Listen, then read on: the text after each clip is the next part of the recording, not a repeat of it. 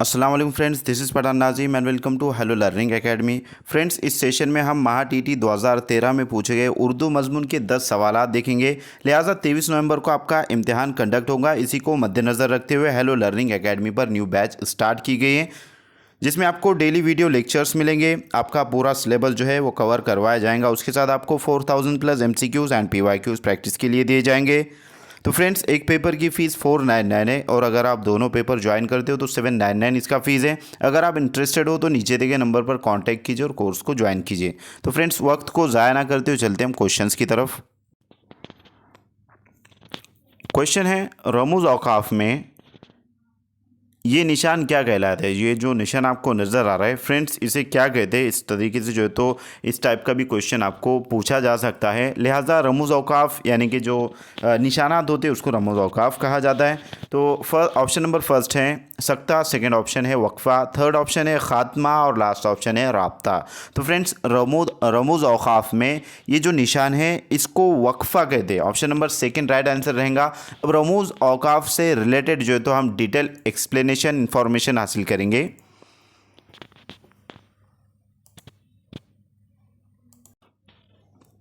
रमूज़ औकाफ किसे कहते हैं। तो रमूज़ औकाफ उन अलामतों को कहा जाता है जिसका इस्तेमाल तहरीर में किया जाता है। इन अलामतों की मदद से हम ना सिर्फ तहरीर करदा मतन को बिल्कुल ठीक तरह से पढ़ सकते हैं, बल्कि मायनी को वाज़े करने में भी जो तो रमूज़ औकाफ मददगार होते हैं। उर्दू में जिन रमूज़ औकाफ का इस्तेमाल राइज है वो दर्ज झेल है।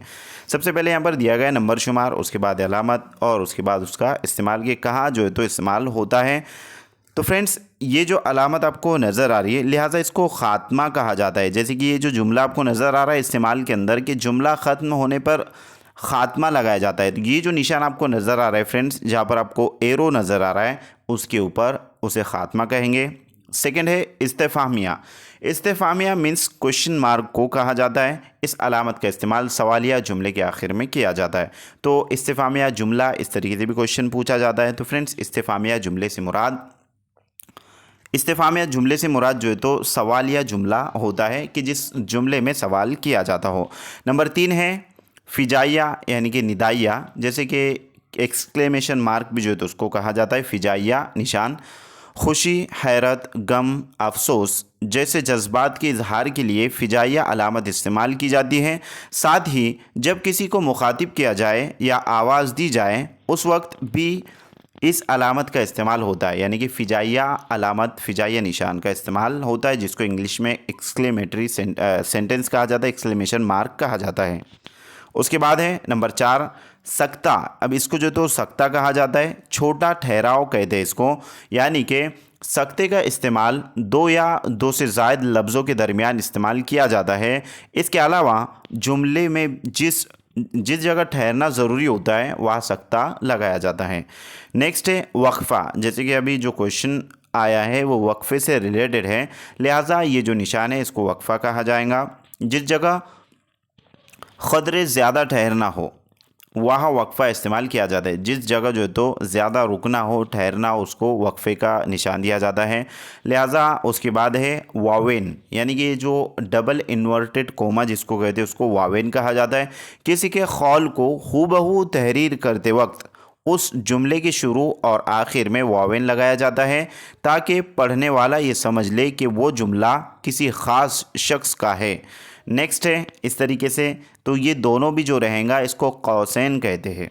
लिहाजा किसी भी इबारत के ऐसे हिस्से को जिसका ताल्लुक़ ज़ेर बहस मज़मून से नहीं होता उसे उसे हम कौसैन में लिखते हैं। मसलन हामिद साहब जिनके वालिद मौल्लिम है, मुंबई से पूना जा चुके हैं। तो फ्रेंड्स, हामिद साहब जिनके वालिद जो है तो मौल्लिम है, ये जो लफ्ज़ यहाँ पर जुमला लिखा हुआ है लिहाजा इसमें कौसैन का इस्तेमाल किया गया है, तो इसको कौसैन कहा जाएगा।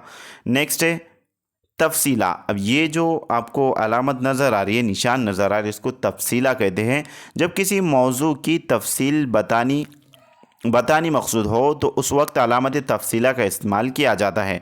जैसे कि हम नोट्स वगैरह जब बना रहे होते हैं तो फॉर एग्ज़ाम्पल अगर कोई इंपॉर्टेंट पॉइंट आ जाता है तो उसमें हम ये अलामत लगा तो देते हैं। खैर, इसके बारे में इंफॉर्मेशन हमको पता नहीं था, अब जो तो मालूम हो गया है कि इसको तफसीला कहते हैं, यानी कि डिटेल एक्सप्लेनेशन, डिटेल इन्फॉर्मेशन हम कोई भी टॉपिक के ऊपर लिख रहे होते हैं तो इस तरीके से अलामत लगाई जाती है, जिसको तफसीला कहते हैं। नेक्स्ट है राब्ता। ऐसे दो जुमले जो आपस में मुतजाद हो और दोनों मिलकर किसी बात को मुकम्मल तौर से वाज़े करते हों, उनके दरमियान अलामत राब्ता का इस्तेमाल किया जाता है। मसलन घर छोटा है तो क्या, दिल तो बड़ा है। तो फ्रेंड्स यहाँ पर लिहाजा ये जो निशान, ये जो अलामत लगाई गई है, ये राब्ते को ज़ाहिर कर रही है। ये जो तो राब्ते से मुताल्लिक है। मीन्स घर छोटा हो तो क्या हुआ, खैर दिल तो बड़ा है। तो यहाँ पर जो है फ्रेंड्स राब्ता इस्तेमाल किया गया है। लिहाजा उसके बाद है ख़त। अब ये जो अलामत आपको नज़र आ रही है, लिहाजा ये ख़त की अलामत है।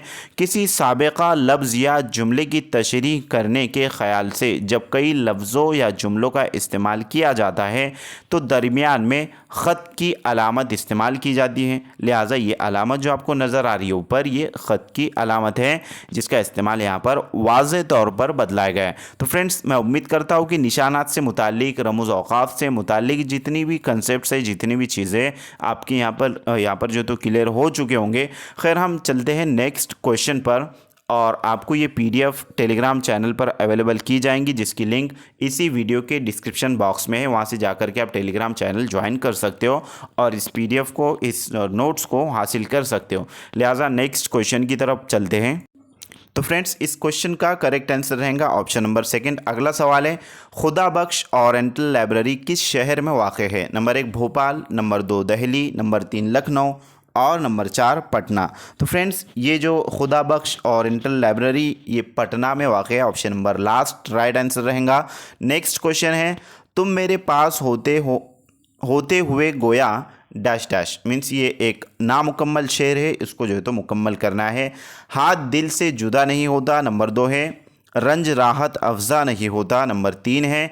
जब कोई दूसरा नहीं होता, और नंबर 4 है सो तुम्हारे सिवा नहीं होता।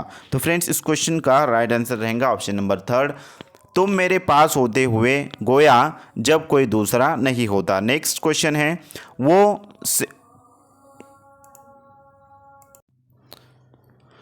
वो सिन्फ, यहाँ पर जो तो सिन्फ है और उर्दू में बाय मिस्टेक जो है तो पेपर में इस तरीके से आया था। लिहाजा जो करेक्ट है ये कौनसेन में जो नज़र आ रहा है वो सिन्फ है कि वो सिन्फ सुखन जिसमें शायर किसी शेर की तबाही व बर्बादी का जिक्र करता है, क्या कहा जाता है? तो फ्रेंड्स नंबर 1 है मरसिया, नंबर 2 है हुजू, नंबर 3 है शहर आशोब और नंबर 4 है कसीदा। तो फ्रेंड्स इस क्वेश्चन का राइट आंसर रहेगा ऑप्शन नंबर 3 शहर आशोब। नेक्स्ट क्वेश्चन है,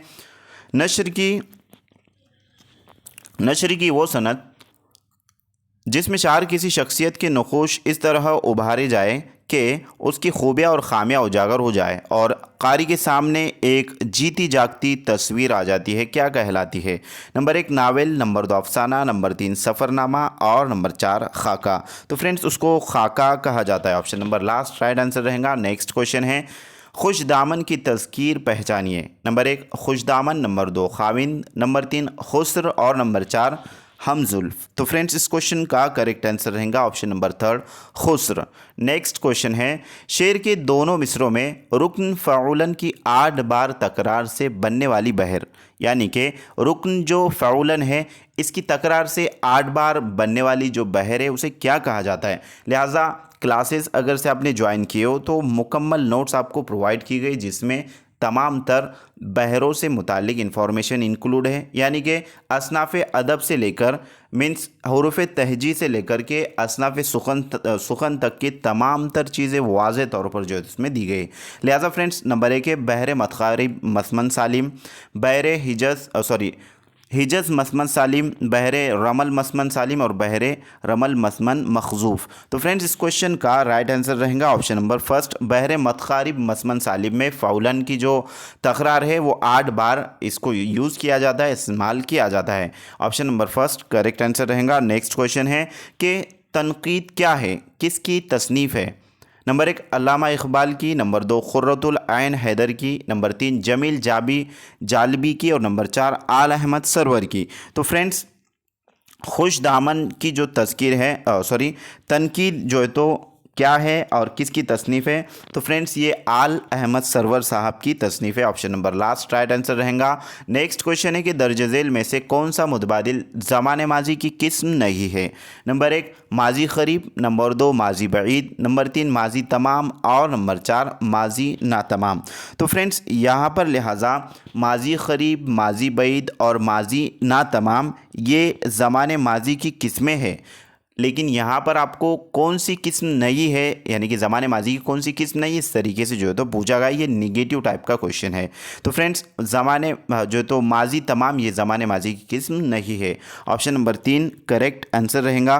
तो फ्रेंड्स मैं उम्मीद करता हूँ कि आपको तमाम तर क्वेश्चन बखूबी अच्छे से समझ में आ गए होंगे। लिहाजा अगर आपका कोई क्वेश्चन है, आपको कोई डाउट है, तो बिल्कुल आप कमेंट बॉक्स में कमेंट कर सकते हो। मिलते हैं हम नेक्स्ट टाइम नेक्स्ट वीडियो में। अगर से आपने चैनल को सब्सक्राइब नहीं किया तो सब्सक्राइब ज़रूर करें, बेल आइकन को प्रेस करें ताकि आने वाली वीडियो की नोटिफिकेशन आप तक पहुंचे। और इस वीडियो को अपने फ्रेंड सर्कल में ज़्यादा से ज़्यादा शेयर कीजिएगा, क्यों जो महा टीटी या फिर सीटेट दिसंबर के लिए स्टडी कर रहे हैं, प्रिपरेशन कर रहे हैं। तो फ्रेंड्स मिलते हैं अगले वीडियो में। Thank you for watching and listening my video. Thank you very much Indeed for your cooperation and have a nice day.